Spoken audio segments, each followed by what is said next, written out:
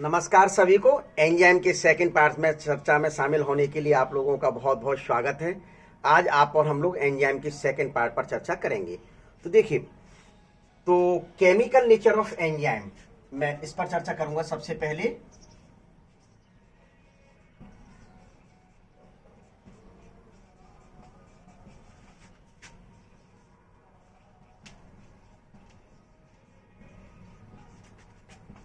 या सीधी सीधी या कह दिया जाए, एंजाइम की केमिस्ट्री क्या है। आप और हम लोग तो ये कह देते कि एंजाइम की केमिस्ट्री क्या है, एंजाइम की रासायनिकी क्या है। क्या एंजाइम की रासायनिकी, वाह। यानी कि सीधी सीधी अभी मैं बता के आया। फर्स्ट पार्ट यदि आप देखोगे तो उससे रिलेटेड है।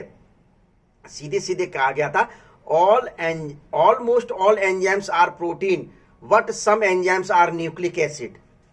क्लियर कहा था, तो मैं वही चीज लिखने जा रहा हूं यहां पर। Almost all enzyme are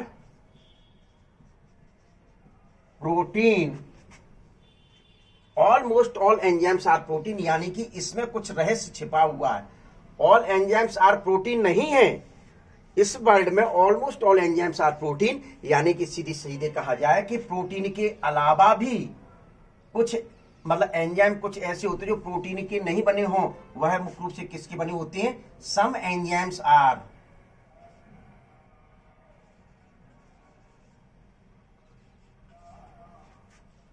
are nucleic acid. किसके? Nucleic acid. फॉर एग्जाम्पल इनको क्या कह देते? राइबोजाइम्स और दूसरा राइबो न्यूक्लियस। ठीक है, तो ये मुख्य रूप से आप है। सीधे सीधे कहा गया कि यानी एंजाइम प्रोटीन के बने होते हैं। लगभग मुख्य रूप से एंजाइम प्रोटीन के बने होते हैं सभी एंजाइम्स। लेकिन सभी प्रोटीन, विशेष तौर पर आपको यहां ध्यान में रखना है, all proteins are not enzymes. नीचे लिख देता हूं, कोई दिक्कत नहीं है। All proteins are not enzyme. Clear? All proteins are not enzymes. ठीक है, तो ये लिख लीजिए आप। पहली बात तो ये हुई, यानी कि ये कहा जाए एंजाइम सभी प्रोटीन के बने होते हैं, लेकिन सभी प्रोटीन एंजाइम नहीं बनाते। दूसरी भाषा में मैं कहूं, सभी प्रोटीन एंजाइम नहीं बनाते। ये आपको ध्यान में रखना है। इसमें मैं आपके सामने एक शब्द लेके आ रहा हूं, हॉलो एंजाइम।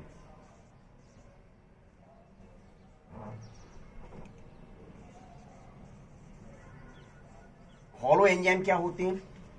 यानी कि protein part plus non proteins part. दो पार्ट होते हैं। कुछ एंजाइम्स जो होते हैं जिनको सिंपल एंजाइम्स कहा जाता है। क्या कहा जाता है? कुछ एंजाइम्स होते हैं जिनको कैटेगराइज किया जाए, यदि डिवाइड किया जाए तो एक तो सिंपल एंजाइम होता है। कौन सा एंजाइम्स होते हैं? Simple enzymes. ये सिर्फ ओनली प्रोटीन के बने होते हैं। किसके बने होते हैं? प्रोटीन के बने होते हैं, ओनली प्रोटीन के। जैसे फॉर एग्जांपल कह सकते हो पेप्सिन वगैरह जो एंजाइम है वो इस प्रकार के एंजाइम की श्रेणी में मुख्य रूप से आते हैं। लेकिन दूसरे जो एंजाइम है जिनको कॉन्जुगेटेड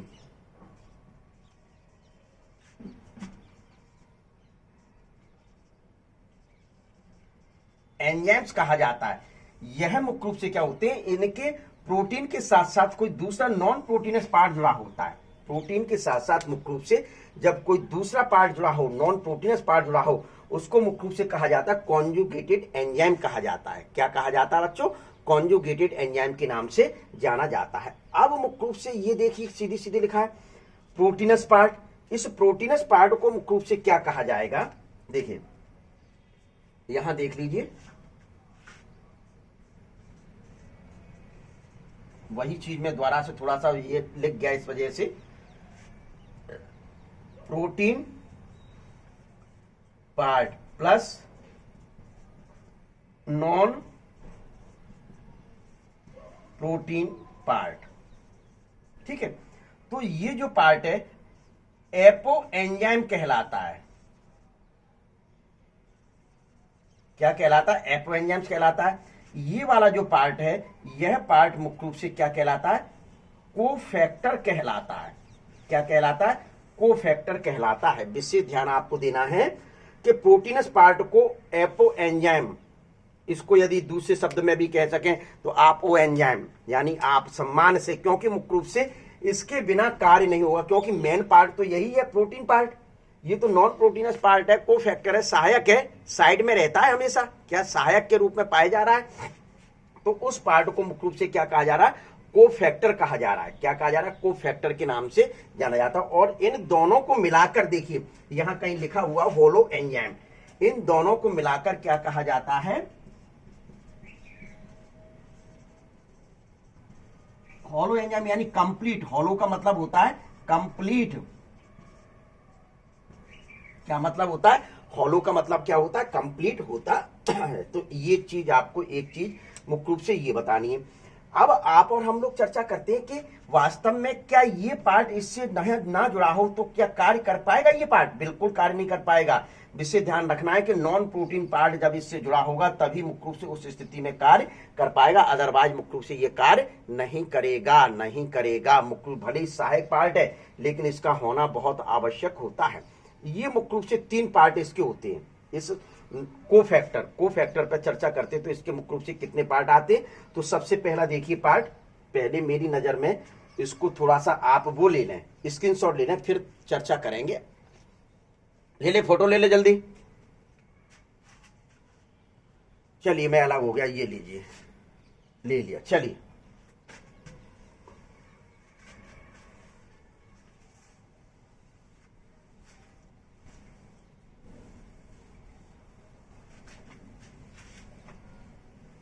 देखिए अभी आपने किस पे चर्चा की थी, अब मैं सीधे सीधे होलो एंजाइम लिख रहा हूं। देखिए, होलो एंजाइम्स। होलो एंजाइम्स क्या क्या थे? Apo enzyme plus cofactor. ये पार्ट कैसा था? अब आपको बताना है, बोलो ये पार्ट कैसा था? बिल्कुल सही, ये प्रोटीन पार्ट है। ये कैसा पार्ट है? प्रोटीन पार्ट है। और ये कैसा पार्ट है? नॉन प्रोटीनस पार्ट है। तो नॉन प्रोटीन लिख दिया आपने, ठीक है, तो ये काम चल गया। अब मुख्य रूप से चर्चा करनी है इसके ऊपर। आपको क्या चर्चा करनी है? इसके ऊपर चर्चा करनी है। तो सबसे पहला मुख्य रूप से ये जो पार्ट होता है, पहला पार्ट मुख्य रूप से इसके अंतर्गत कौन सा आता है? प्रोस्थेटिक। यानी कि ये कहा जाए इसको 3 पार्ट में डिवाइड कर दिया गया। कोफैक्टर को कितने पार्ट में डिवाइड किया गया? 3 पार्ट में। तो सबसे पहला जो पार्ट है वह है प्रोस्थेटिक। दूसरा मुख्य रूप से जो भाग है वह है कौन सा है? कोएंजाइम। कौन सा भाग है? कोएंजाइम। और तीसरा जो भाग है वह है मेटल आयन। ये 3 भाग होते हैं। तो एक एक भाग पर आप और हम लोग चर्चा करते हैं कि ये वाला जो भाग है यह ऑर्गेनिक होता है, ऑर्गेनिक कंपाउंड के रूप में पाया जाता है। यह भी ऑर्गेनिक, बिल्कुल कंपैरेटिव ऑर्गेनिक कंपाउंड के रूप में जुड़ा रहता है। और मेटल आयन मुख्य रूप से तो आप जानते हैं, जैसे फॉर एग्जांपल मैं पहले लिख देता हूं जिंक, ठीक है। तो ये देख लीजिए, अब देखते हैं। तो आप ये मत सोचना कोफैक्टर कहीं लिखा आ जाए कि एपोप्रोटीन प्लस कोएंजाइम। अब आप कहोगे सर ये नहीं है, भाग उसी का है, देख रहे हैं। कोफैक्टर का भाग ही प्रोस्थेटिक है, कोफैक्टर का भाग ही कोएंजाइम है, और कोफैक्टर का भाग ही मेटल आयन है। और इनको मिलाकर मुख्य रूप से एपो एंजाइम से जुड़ जाएंगे तो उसको क्या कहने लगते हैं? होलो एंजाइम्स कहा जाने लगता है। क्या कहा जाने लगता है?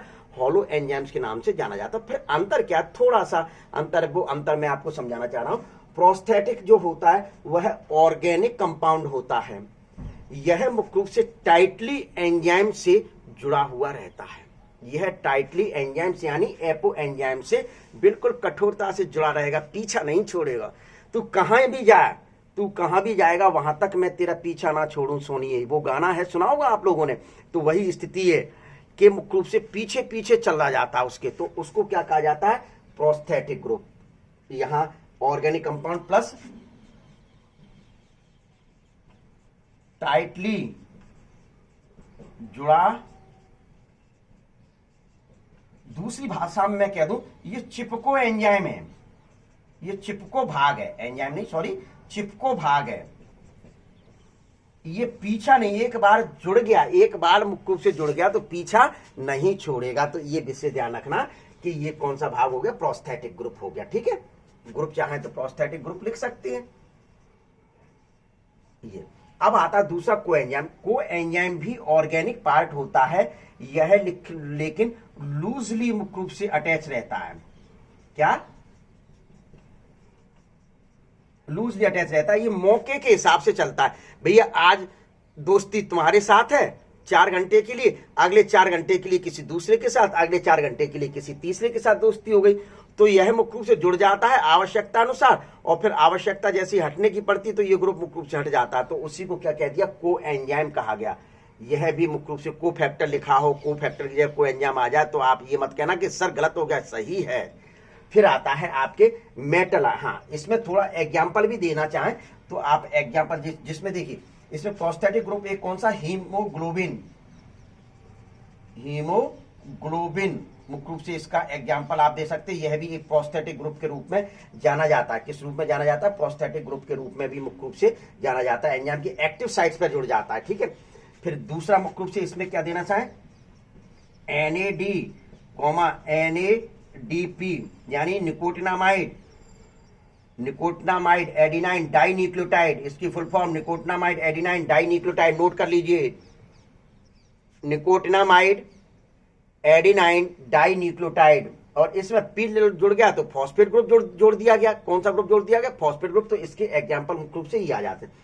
ये जो मेटल आयन जो रहते हैं वह इनऑर्गेनिक होते हैं, ये आपको पता ही है, बताने की जरूरत नहीं है। क्या जो है वह मुख्य रूप से क्या है, इनऑर्गेनिक है। जैसे एग्जाम्पल मैंने आपके लिख ही रखा है, इसका एग्जाम्पल है मुख्य रूप से क्या लिख रखा है, जिंक।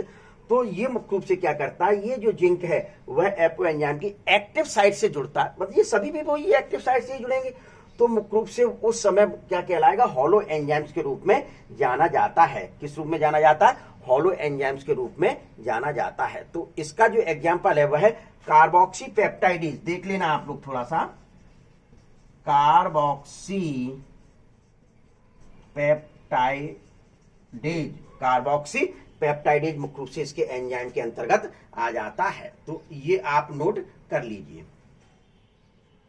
इसमें जो एंजाइम बनेगा, आप इसकी पूछ रहे हैं, तो इसमें एंजाइम पर ऑक्सीडेज कर लीजिए एंजाइम।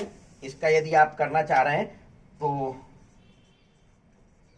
पर ऑक्सीडेज एंजाइम और कैटेलेज। ठीक है, ये दो एंजाइम कर। तो ये क्या होता है कि कोफैक्टर के बारे में, ये आपने चर्चा किसके बारे में की, कोफैक्टर। बहुत महत्वपूर्ण है, इसको विशेष तौर पर अलग से आपकी एनसीईआरटी में दिया हुआ, आपके एनसीईआरटी में मुख्य रूप से बिल्कुल अलग से दिया हुआ, तो इस वजह से इस पर मैंने चर्चा की थी अलग से लेके टॉपिक। ठीक है, तो ये इसका स्क्रीनशॉट ले लीजिए आप।